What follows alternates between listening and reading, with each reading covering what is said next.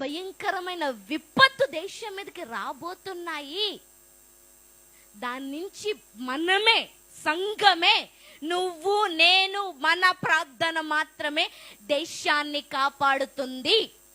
ఇన్ని సంవత్సరాలు నీ కోసం దేవుడు ఏదో చేశాడు.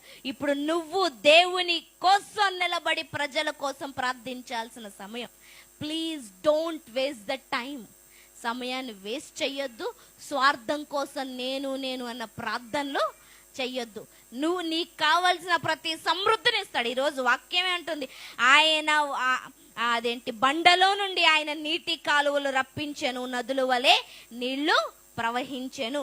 అరణ్యములో ఆయన బండను చీల్చి సముద్రం అంత సమృద్ధిగా వారికి నీరు త్రాగనిచ్చాను. ఆయన అన్ని సమృద్ధిని ఇవ్వటానికి ఇష్టపడుతున్నాడు. కానీ మనం చెయ్యాల్సిన పనేంటి?